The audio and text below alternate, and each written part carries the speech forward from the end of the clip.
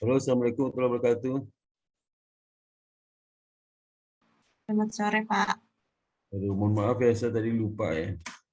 Itu kamu saya itu diingatkan siapa tadi itu yang si teman kamu itu ingatin saya. Siapa tuh ingatin siapa nama tadi? Ingatin saya itu siapa? Itu tadi itu ingatin saya tuh udah keluar ini.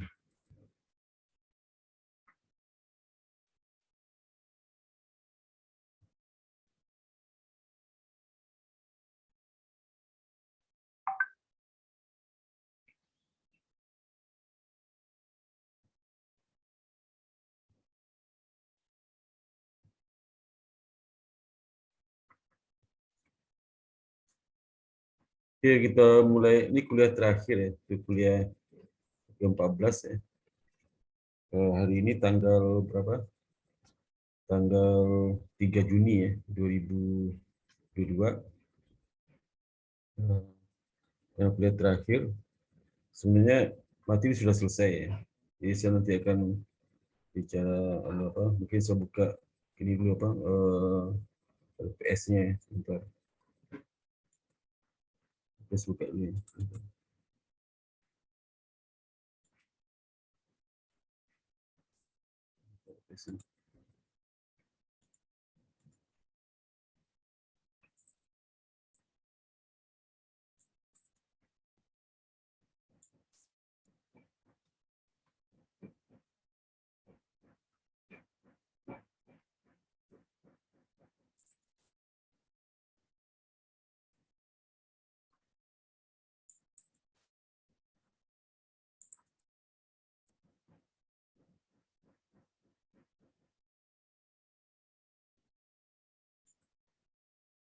Ya, PS, sebentar.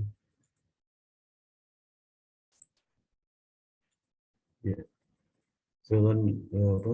Ini besok ya belum saya apa upload di itu ya di Google Scholar. Saya upload sekarang ya PS-nya.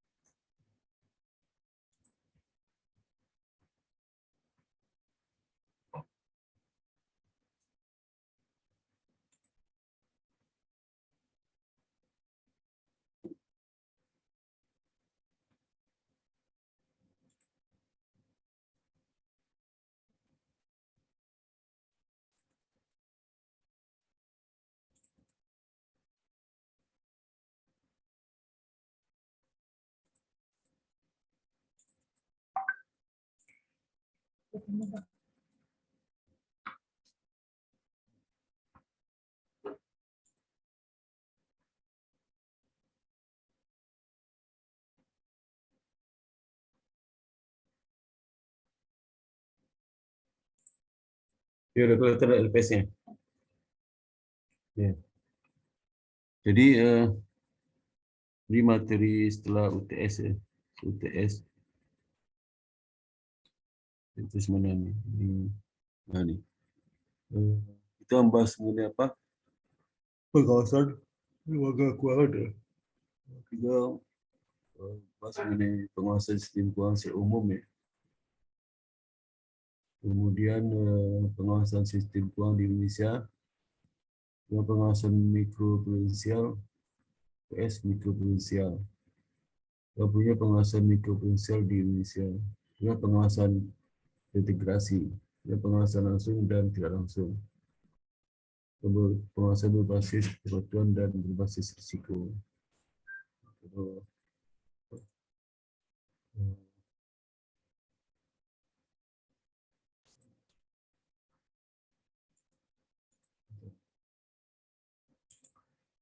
Risiko itu.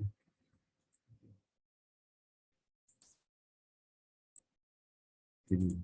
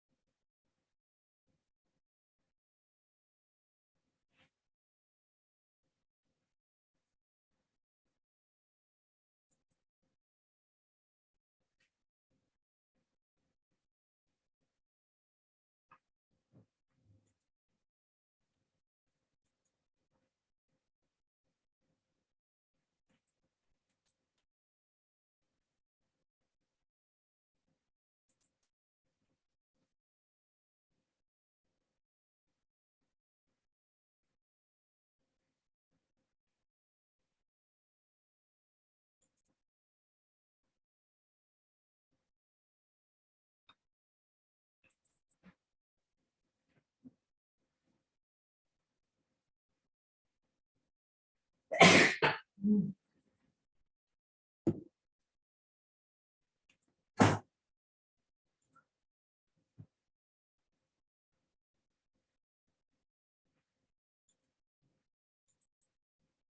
ini kuliah ke-8 ya.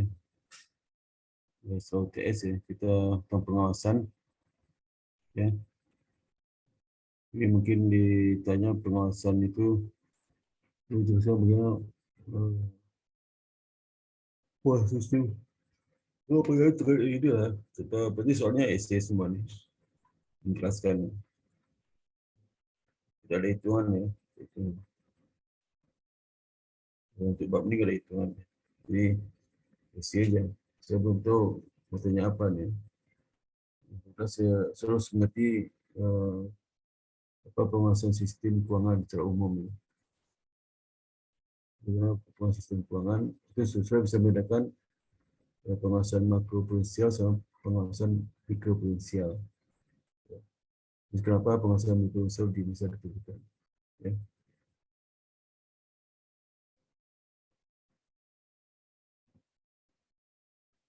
Pengawasan berbasis kepatuhan risiko ya. Kemudian untuk berikutnya nanti ini ada satu kali pertemuan nih. Kalau 9 itu ini kuliah ke-9 ya. 45 itu 2 kali pertemuan 9 dan 10. Penggunaan jasa pembiayaan. Ya. Jasa pembiayaan itu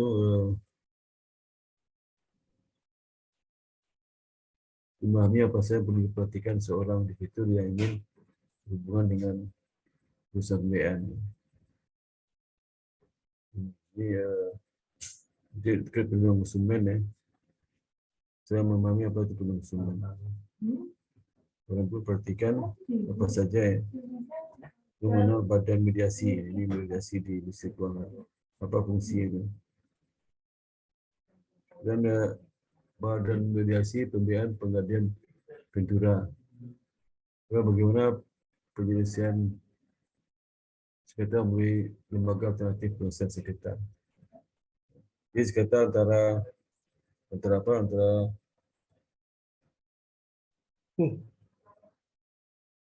konsumen dengan apa?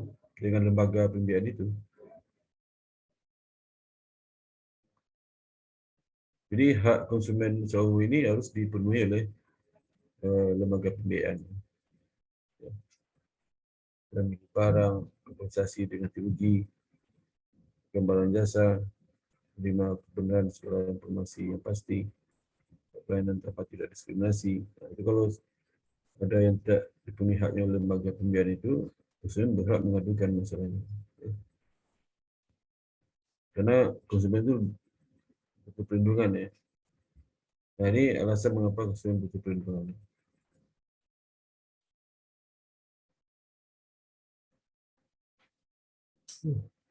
Ini sudah itu dalam undang-undang UPK ya. 8 tahun 99. Ini ada 5 azas ya. 5 azas. Jadi perlindungannya ini kurang berapa perlindungan itu diperlukan ya. Kurang untuk melindungi kita dibutuhkan untuk menciptakan rasa aman ya. Konsumen dalam melengkapi kebutuhan hidup. Ya. Jadi ini bagaimana perlindungan konsumen itu azasnya. Manfaat, keadilan, keseimbangan, keamanan, keselamatan, serta seterusnya. Itu bisa mengundang UPK undang perlindungan konsumen ya.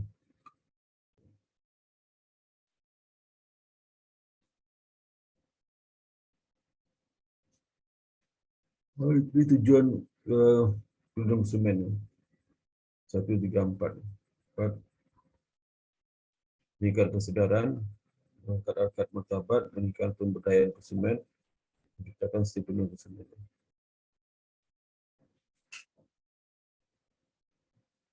Hal yang perlu diperhatikan apa? Bila bisa menikmati jasa pembiayaan ya, seorang konsumen. konsumen itu harus memperhatikan hal ini. Dia harus mempunyai uang muka. So melibatkan pelayanan ya.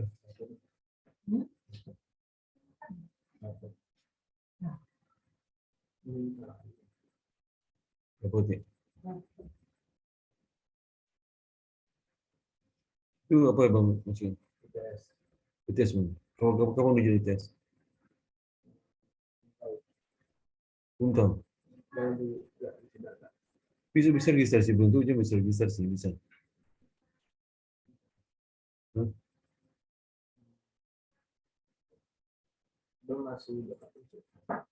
Apa?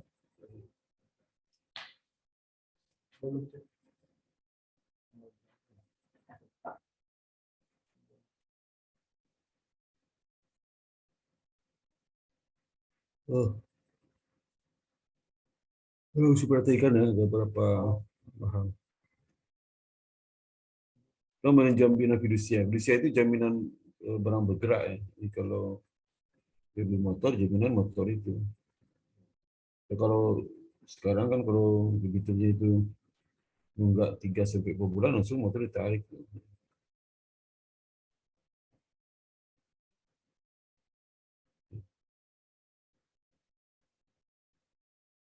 Ini selalu jelaskan besok ini di ujian itu. Ya. Hah? Oke, UTBK. UTBK belum keluar sih. UTBK besok itu, yang kemarin deh. Aduh. Itu mau penentu berikutnya.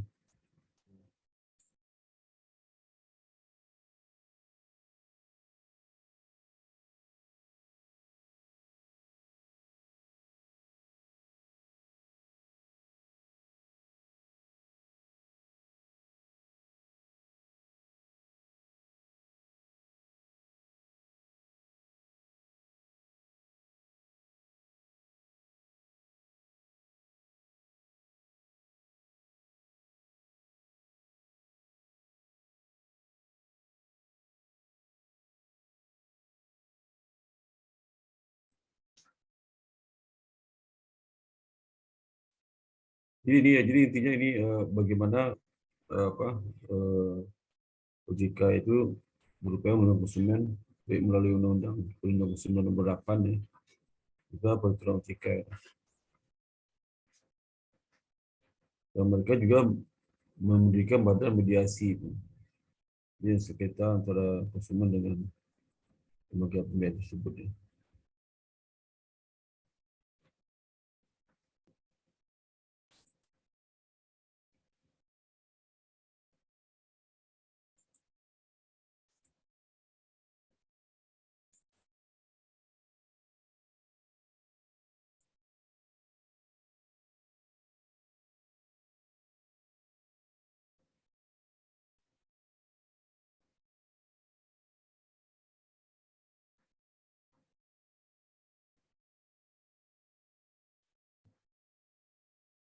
Coba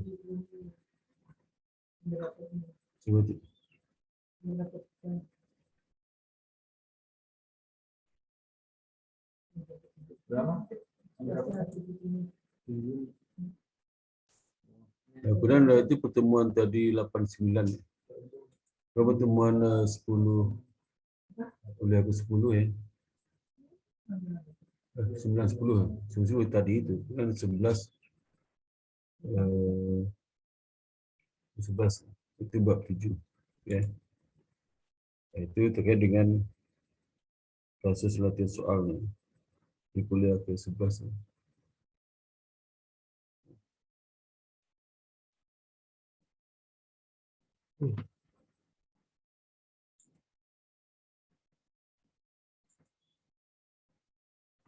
Nah, contoh kasus latihan soal ini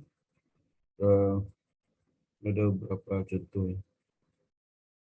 Urusan mikro maju berkat pembiayaan, ketentuan transmigrasi khusus berkat pembiayaan, ketentuan soal pembiayaan bekas, soal pembiayaan kerja. Ini pengusaha mikro ini di sini disebut kasus, tapi apa di bukunya itu apa yang mau dibahas tentang kasus ini gitu, apa yang mau dipertanyakan gitu. Maksudnya apa nih? Dia menceritakan bagaimana suksesnya seorang apa si Agus Junedi ini kan si yang pertama si itu Ahmad Tariman ini ya. Tariman ini eh, pengusaha roti ya, dari pegawai itu usaha roti sendiri. Orang dia memiliki berapa 30 orang penjual dengan 30 sepeda motor. Lagi orang yang kerja di pabrik apa di tempat bikin kuenya, bikin rotinya. 30 lagi jalan penjual.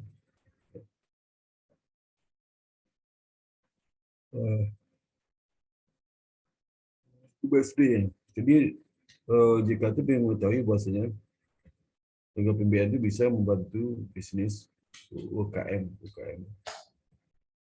ya, dengan mendirikan pabrik roti yang kecil ya, pabrik rumah tangga. Di situ dia bisa hidup yang mandiri. Yang kedua itu petani itu eh,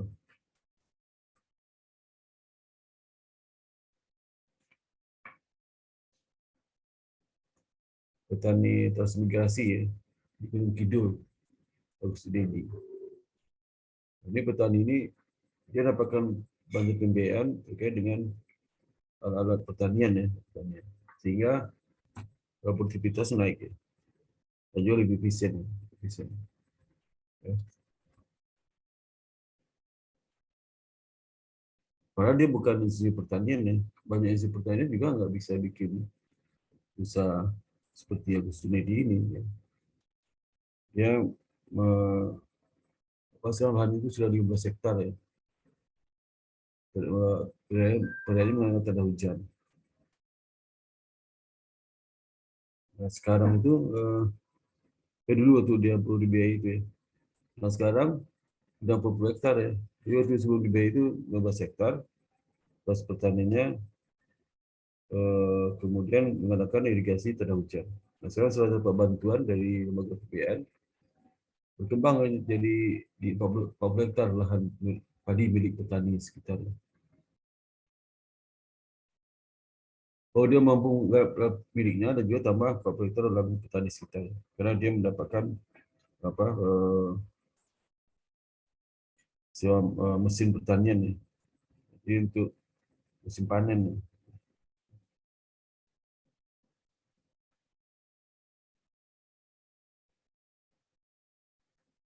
Dan dapat menambah lahan pertanian 10 hektar ya. Jadi 15 berarti 25 hektar ya.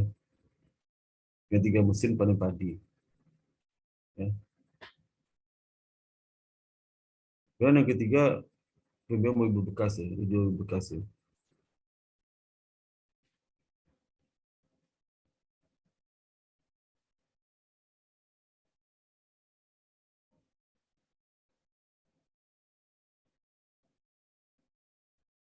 Jadi awalnya eh, mencoba studi mobil ya, dia pinjam multi finance, harga 130 juta ya. Ya.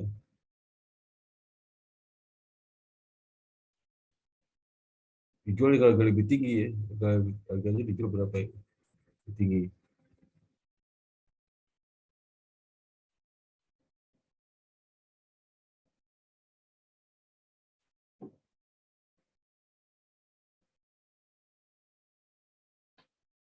Ya.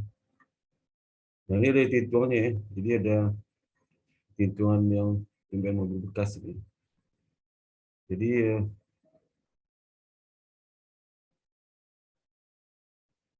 ada calon konsumen mau meminjam uang ya,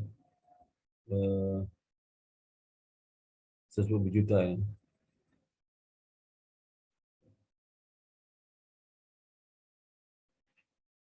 Konsumennya 30 tahun berposisi sebagai karyawan tetap. Jadi bersih 16 juta ya. Menikah 1 anak, berusia 22 tahun. Isi calon konsumen tidak bekerja. Rumah masih kredit dengan angsuran 5 juta per bulan. Bayar rumah tangga 3 juta per bulan. Konsumen juga diketahui memiliki usaha sampingan sehingga membuat kolam ikan hias. Komplek perumahan sekitar tempat tinggal calon. Ada tambahan penghasilan 3 juta sampai 5 juta. Jadi total penghasilan berapa? 15 juta ditambah dengan 3 juta sampai 5 juta. Jadi sekitar 20 jutaan ya, total penghasilan per bulan. Uang muka 30%, uang penjual 8% flat per tahun. Demonstrasi, premium asuransi dibayar tunai, angsuran dibayar di muka. Besaran angsuran bila permohonan PL disetujui adalah 4,7 juta per bulan dengan waktu PL 2 tahun. Dan uang muka 30% ya. Nanti ada pertanyaan dihitung berapa prestasi jumlah cicilan dan konsumen dari konsumen tersebut jika permohonan PL tersebut disetujui. Ya. Ini udah jawaban.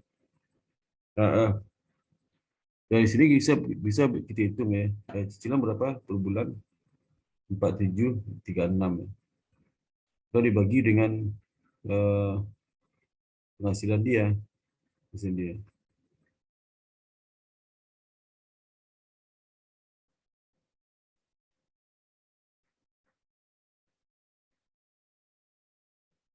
Penghasilan berapa? Rata-rata ini kan 15 juta. Bisa tambah biaya penghasilan tambahan 3 sampai 5 juta. 35 kan 8 juta bagi 2 8 juta. Jadi 20 jutaan ya. 20 juta sehingga kebutuhan lain adalah kebutuhan apa? 5 juta per bulan biaya kredit, cicilan kredit 5 juta, biaya rumah tangga 3 juta, 8 juta. 8 juta ya. 8 juta berarti 16 20 itu 12 juta. 12 juta. 12 juta cara cicilan 4 juta masih cukup ya. Jadi kalau representasinya 4,7 dibagi 20 juta. Ya. Kemudian apa? Disetujui. Kenapa? Karena angsurannya itu 4 per berapa? 4,7 juta per 20 juta berapa persen? Jadi sekitar 22%. Ya. Maksimal kan 30%, jadi bisa. Dan yang kedua adalah apabila pinjaman itu diberikan, bisa gaji dan tambahan biaya itu masih ada uang sekitar 12 juta karena cicilan sama kita kan cuma cicilan rumah kita 5 juta tambah biaya hidup 3 juta per bulan masih sisa 12 juta. 12 juta dikurang cicilan 4,7 jadi masih sisa sekitar 7,3 juta masih disetujui untuk diberikan kredit. Kenapa yang mudah kerja ya? Nah, tenaga menagih Anda menyampaikan bahwa usaha berkembang pesat. Ada beberapa pengusaha besar yang menyukai produk. Mungkin kalau dihitung ya ini soalnya soal baik konsumsi sama juga mulai kerja. Tenaga penagih menyampaikan bahwa usaha berkembang pesat. Ada beberapa pengusaha besar yang sangat menyukai produk roti A. Mereka ingin memproduksi pasti lebih banyak lagi. Bagian analisis PMBN mengatakan kepada Anda bahwa A memiliki rumah seharga 200 juta. Melakukan usaha sebuahnya tidak dari rekan kepadanya tidak kurang dari 100 juta. Untuk 1000 potong batik dijual. Sebulan gitu.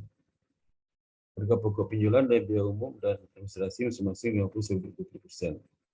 Jadi kita tambahkan 50-20 berarti 30%. Jadi ada 30% untuk bersihnya. 20% ya. Nah, dia butuh modal kerja 200 juta untuk 12 bulan. Jadi 2 juta itu apa?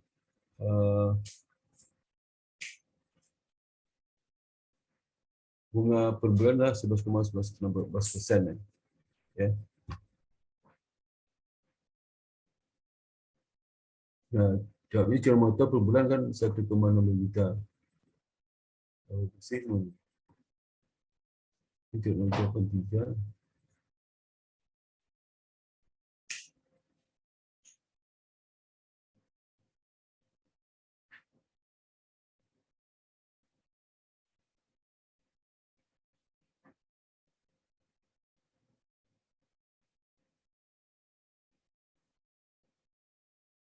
Di mana satu dua.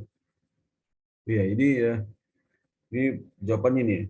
Cicilan motor per bulan 1,65 juta ya. Karena cicilan motor per bulan harus ditanggung.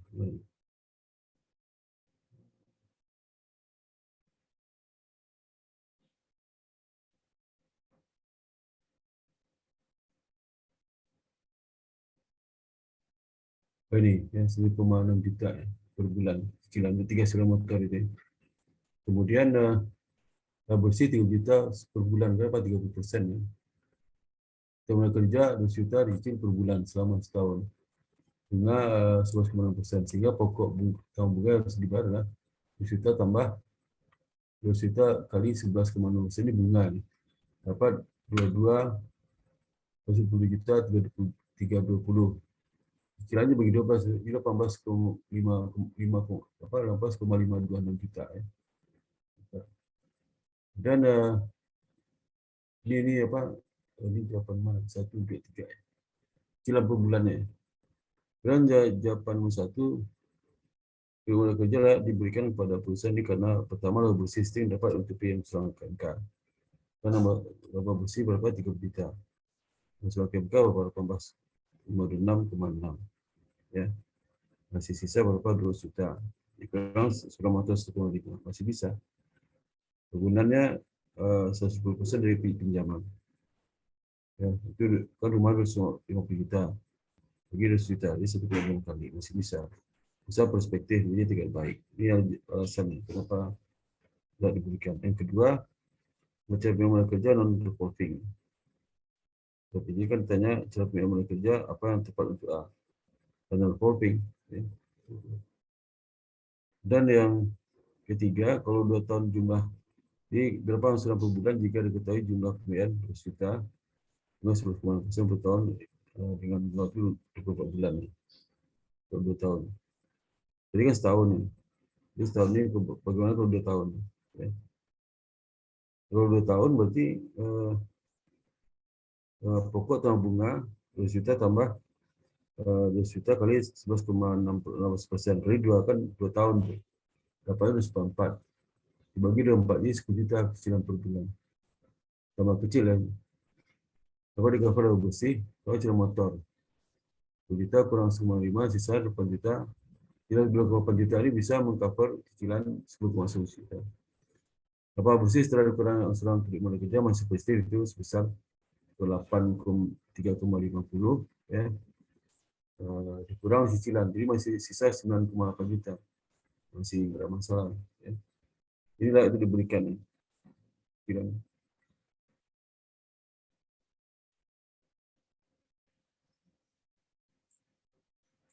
Itu soal itu kayak gini, itu ada satu yang kayak gini soalnya. Ya.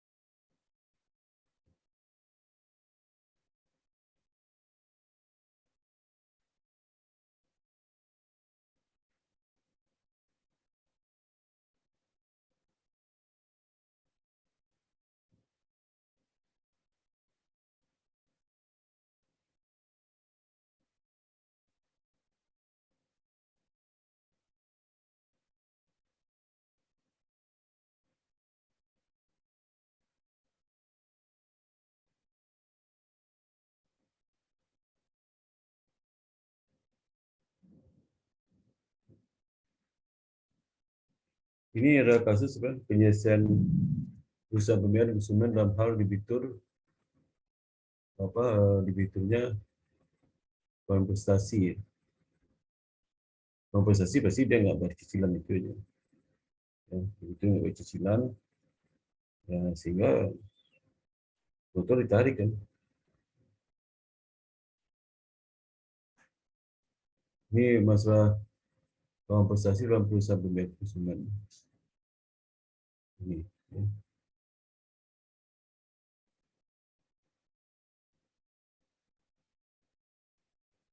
Jadi debitur tidak memenuhi salah satu kewajiban dengan perjanjian tidak membayar angsuran dengan waktu 30 hari setiap tanggal ditempuh.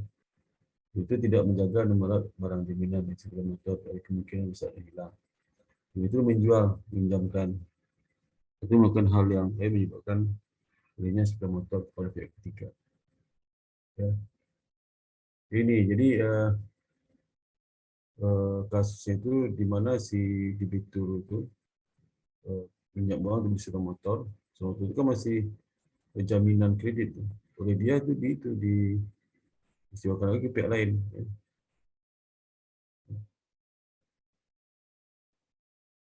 Jadi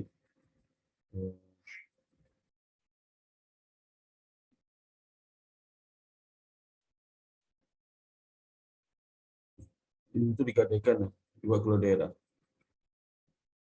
Itu kalau perkiri tambah sebetulnya pihak Suzuki Finance. Dia perkiri di batangan aja. Tanpa materi lembaga pembiayaan. Contoh misal saya yang kredit motor ke Suzuki Finance itu. Dengan jalan saya pindahkan ke teman saya untuk dia ngangsul Suzuki motor Suzuki Finance.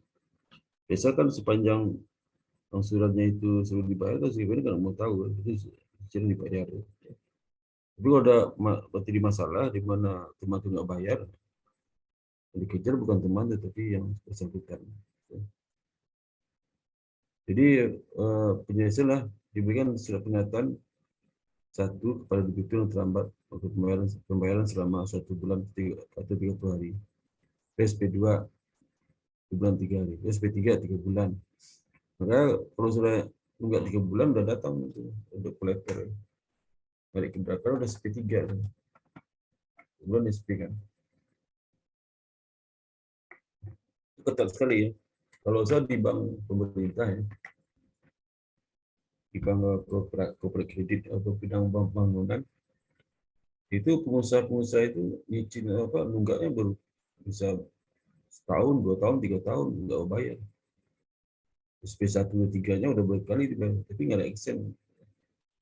Kalau lembaga pembiayaan kan begitu 3 bulan nggak bayar, SP3 diberikan nggak ada respon,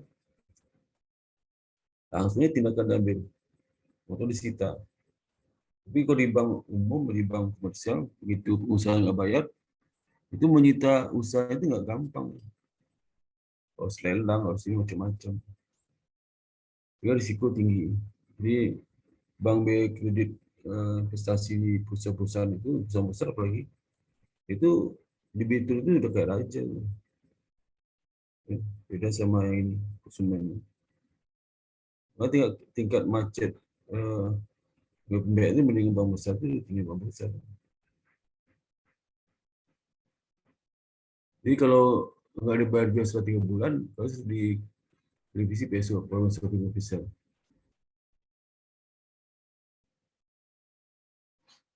Jadi apabila 3 bulan nggak bayar juga, di atas 3 bulan, langsung disuruh motor diamankan melalui debt collector tentunya. Debt collector. Pertama perusahaan dulu baru debt collector. Debt collector itu freelance bukan karyawan perusahaan.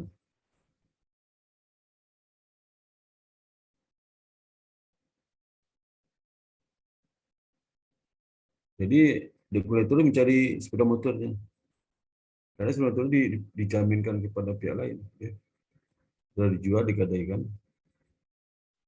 Pihak itu yang bayar cicilan tapi nggak dibayar pihak itu kan.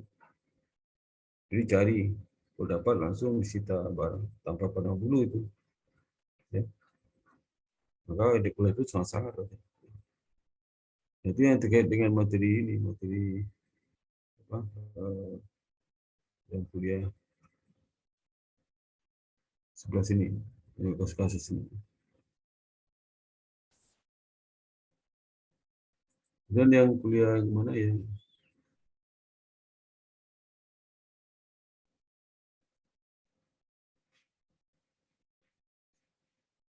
Profesi apa di PMBN ya. Nah ini saya nggak tahu sampai sekarang ada nggak alumni yang bekerja di lembaga PMBN. Saya belum tahu informasinya ya. Kalau alumni ada bekerja di situ.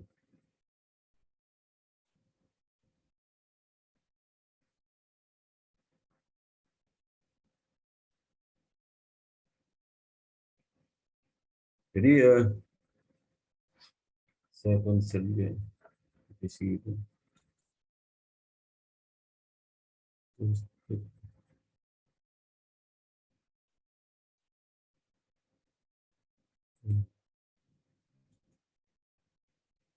Jadi profesi lembaga PMBN ini undang-undang pekerjaannya apa saja itu. Ya. Pertama jenis profesinya, sertifikasi. Ada sertifikasi profesi di bidang lembaga PMBN itu sekarang. Jadi misal berdasarkan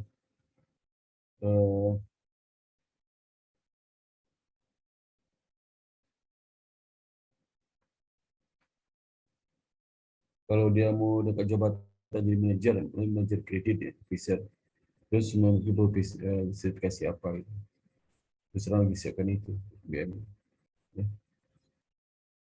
Nah, profesi itu ya, itu di bidang pemasaran, itu marketing officer, itu AO, itu marketing officer, marketing head, marketing manager. Ini jalur jalur apa pemasarannya. Ya.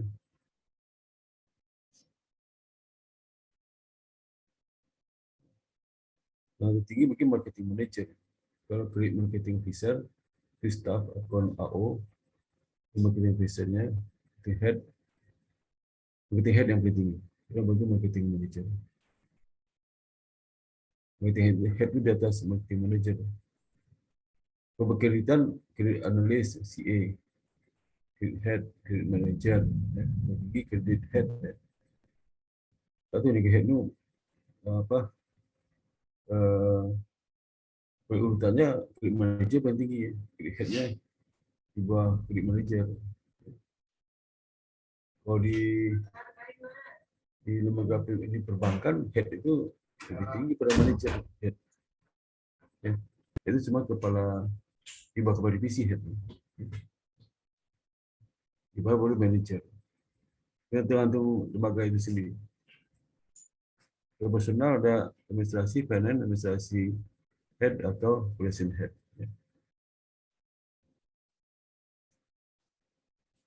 Kemudian bagian ekonomi global, research, license staff, ideal dan sebagainya. Kalau di perbankan ya, semua profesi itu harus bisa dijalani oleh semua karyawan. Bisa dia kerja di kredit, ini bisa dipindahkan ke bagian keuangan. Nggak masuk kredit, terus ya. Bisa dipindah ke bagian lain ya.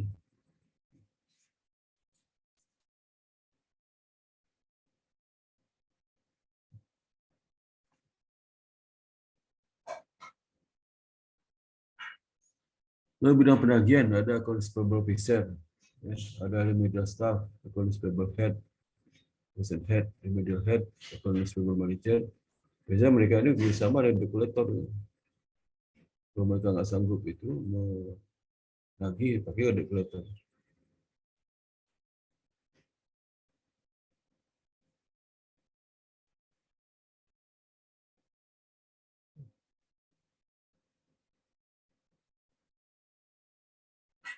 Dan ada juga profesi bidang khusus seperti SDM, ya, IT, accounting, treasury, sistem dan prosedur, risk management, compliance, audit. Ke manajerial juga, ke manajerial, press manager, atau manager, area manager, regional manager, direktur, komisioner. Jadi kalau dia bercabang mungkin area area manager, branch manager, di bawah ada head, headnya ada officer. Branch manager baru kepala divisi di atas. Head ada juga untuk pusat. Kepala divisi ada head, mungkin dia di bawah head untuk pusat. Itu profesi ini ada juga nanti di masing-masing profesi itu.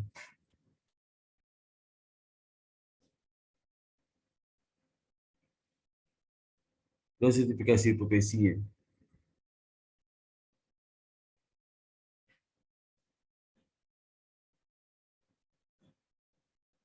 Di program sertifikasi itu merupakan upaya untuk memberikan pengakuan atas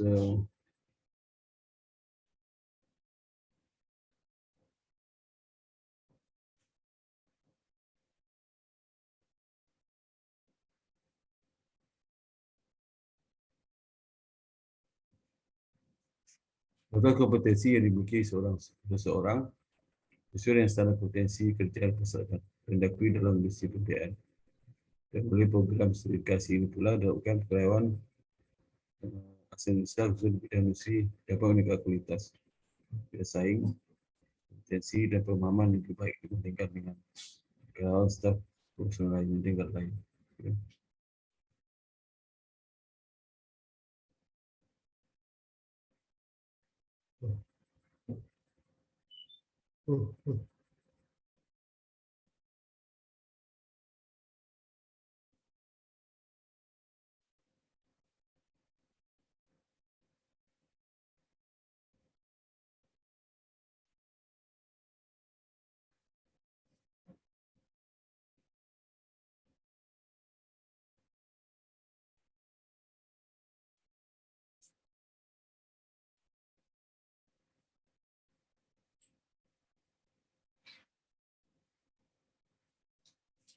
Jadi sertifikasi ini dilakukan oleh lembaga pembiayaan ini oleh PT Sertifikasi Profesi Pembiayaan Indonesia (SPPI).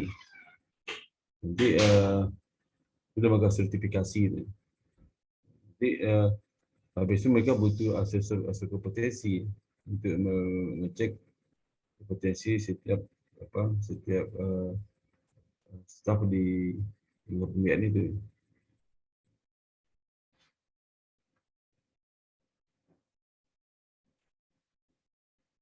Jadi sertifikasi itu meningkatkan kompetensi karyawan dalam lembaga pembiayaan. Juga meningkatkan pemahaman terhadap produk dan jasa pembiayaan itu ya. Juga meningkatkan peran industri dalam pembangunan. Ya. Nampaknya meningkatkan nilai jual kemampuan ini. Ya. Karena kan syarat memiliki jabatan tertentu di pembiayaan itu harus memiliki sertifikasi yang dimaksud.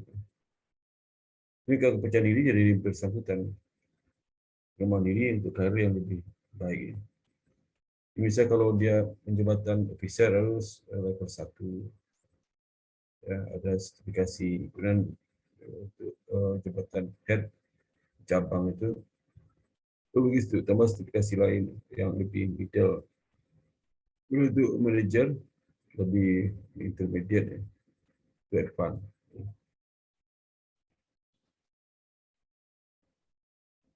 Nah, itu yang terkait profesi ya. Kemudian yang materi terakhir dibahas kemarin itu kan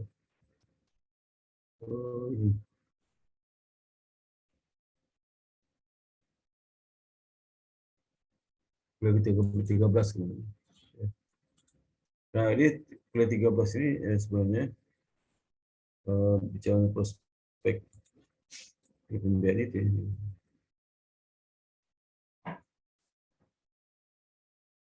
Itu bicara mengenai bagaimana prospek pembiayaan setelah pasca periode COVID. Kan selama COVID itu memang lembaga pembiayaannya mengalami dampak cukup kuat ya.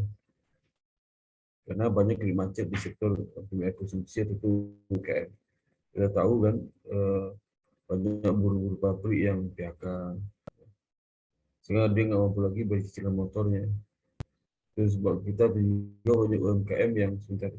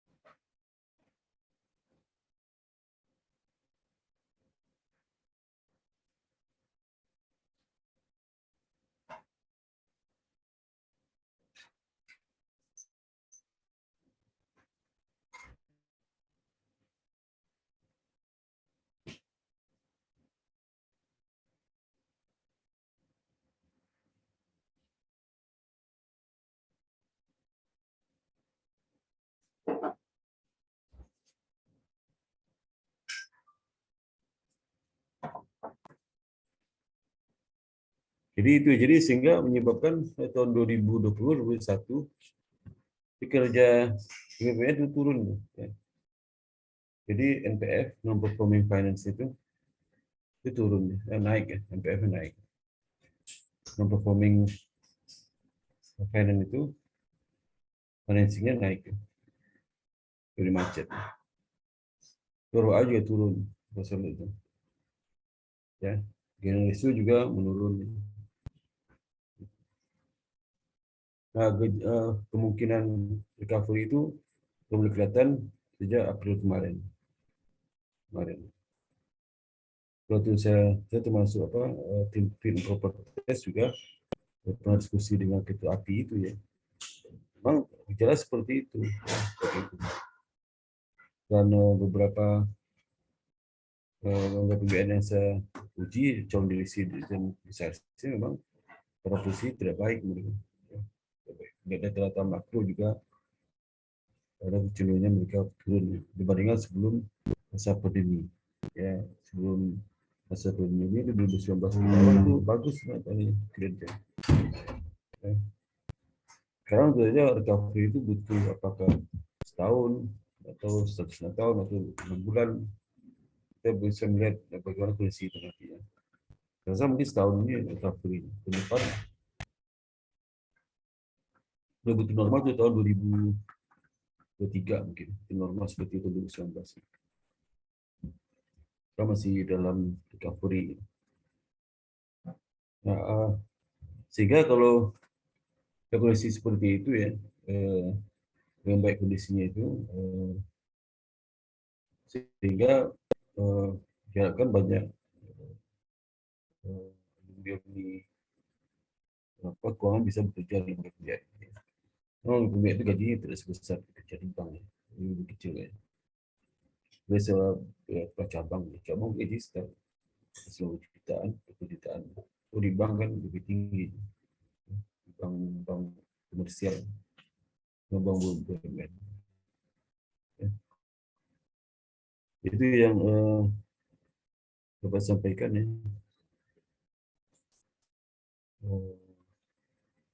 Hari ini ya. Pertanyaan sampai sini ya, pertanyaan. UTS sedang saya periksa ya. Sebelum UAS sudah keluar hasilnya. Ya. Ada yang bertanyakan?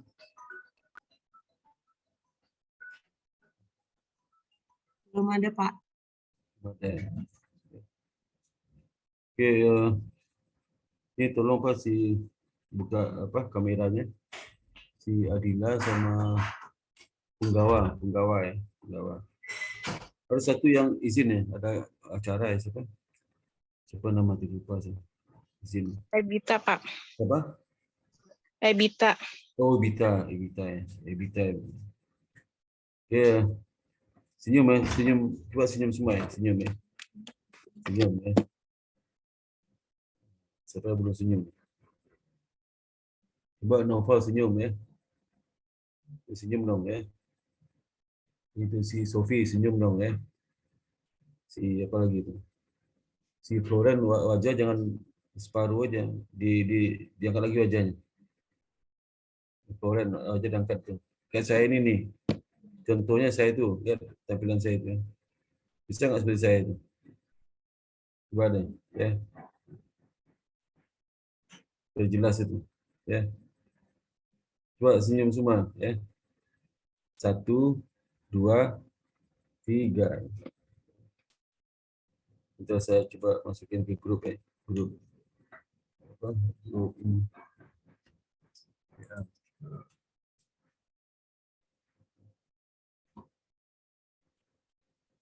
Udah. Ini WA ke dari WA ke apa? HP ke laptopnya enggak ada lag waktunya ya, ada lagnya. Nggak langsung mereka muncul.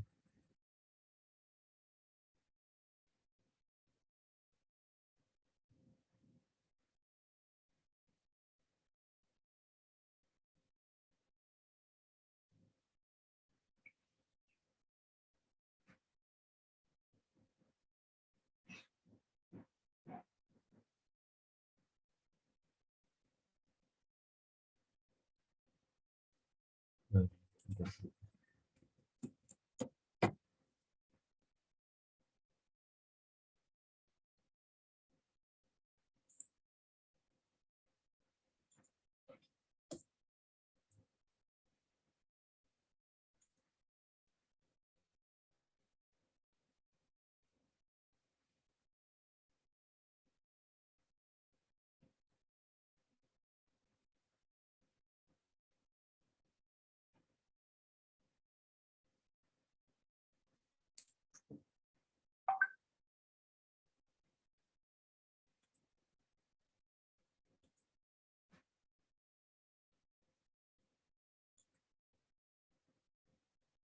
lagi belum masuk ya, lagi loading.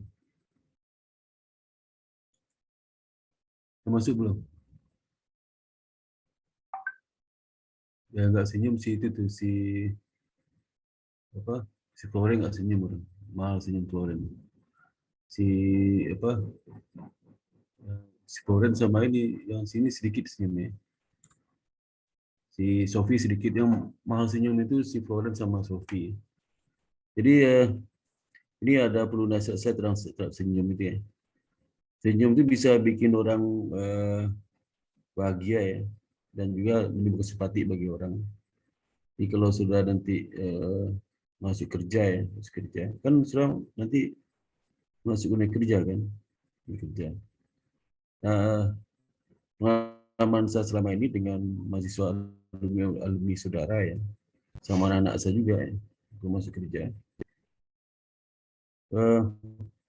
Itu perusahaan-perusahaan itu akan mencari soal di medsos, medsos. Jadi tampilan diri saya itu mempengaruh.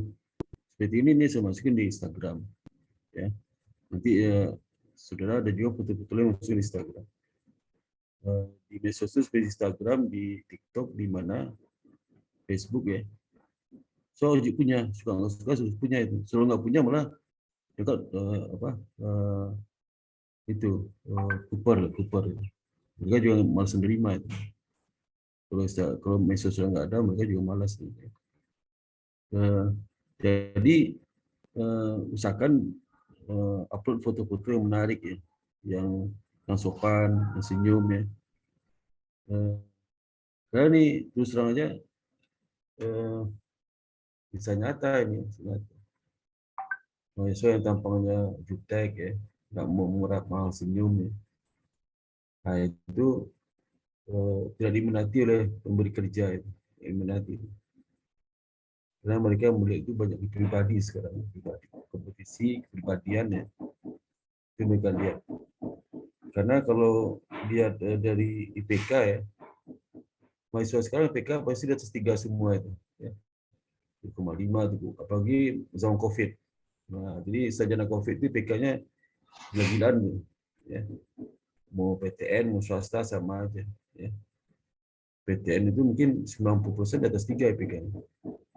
PTS 100% gitu ya. IPK atas 3 itu. Mereka nggak percaya lagi. Dan dari si sekolah juga sama. Mau sekolah lulusan negeri, PTS sama aja buat mata mereka itu. Jadi lihat itulah kepribadian. Jadi untuk tahap pertama itu lihat di medsos saudara, ya medsosnya. Cari di mereka itu, ya cari. Jadi kalau saudara itu apa fotonya banyak menarik ya, misalnya ada juga foto sambil udah keluarin, itu mencibir, itu mata melotot ya, itu juga wajahnya tidak begitu menyenangkan, itu janganlah diupload ya. Bahaya juga ya. Dan yang kedua juga dari beliau terakhir ya, beliau terakhir jadi mungkin kita nggak ketemu lagi nih karena setelah kan bisa mercemen banyak, ini mercemen banyak kan, gak ada akuntansi. Mungkin nih sekali ini saya ketemu saya ya. Dan jadi saya apa mudah-mudahan ilmu yang saya berikan itu banyak manfaatnya. Gitu. Kalau enggak ya apa juga yang penting saya melaksanakan tugas untuk menyampaikan ilmu ya. Apakah sudah menerima atau enggak itu ya mungkin diserahkan saudara aja terima apa enggak. Dan itu saya berusaha sebaik mungkin ya untuk memberikan ilmu kepada mahasiswa saya, tidak hanya mahasiswa sini ya, semua mahasiswa. Dan yang ketiga nanti kalau ada penilaian dari mahasiswa ke saya itu ya, mahasiswa ada dari 1 sampai berapa, 1 sampai 7 nih, lupa sih. Nilai 1 sampai berapa, nilai saudara saya berapa nilai pilihannya, dari 1, 2, 3, 4, 5, 6, 7 sampai berapa itu nilainya.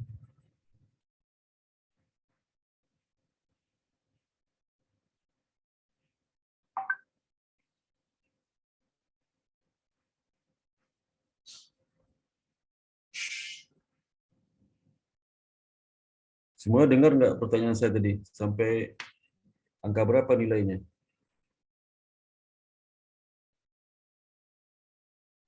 Nilai saudara saya edom